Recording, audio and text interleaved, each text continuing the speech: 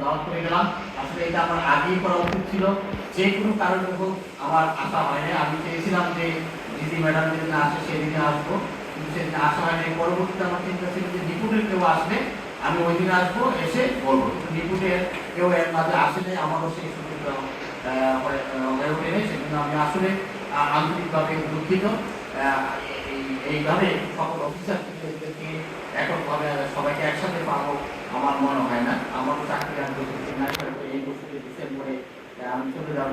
তো আমি খুশি হব সকলে যদি আমার এখানে যদি রোজার আগে না যাওয়া যায়, রোজার ভিতরে হলো আমরা আমার এখানে একদিন ইফতার পার্টি আমরা করবো সকলে। ইনশাআল্লাহ স্যার।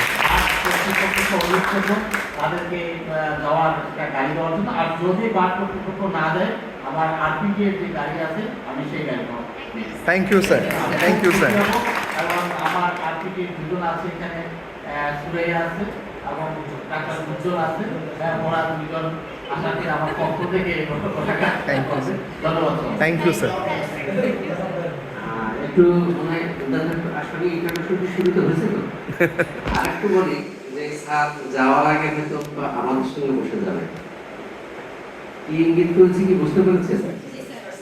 অর্থাৎ আপনারা যারা মাঠে আছেন আমাদের ওদিকেও চলে যাবেন, সেই সুযোগ আছে। আমরা ওই সাকিবদের মধ্যেই ঢুকেছিলাম, এখানে এখন বসে আছি। স্যার আমাদের ডিরেক্টর হয়ে গেছে, ও পর্যন্ত আপনাদের সবার জন্য রাস্তা খোলা আছে এবং যে স্যারও এখান থেকে সিকিউরিটি লিড করবে ইনশাআল্লাহ স্যার।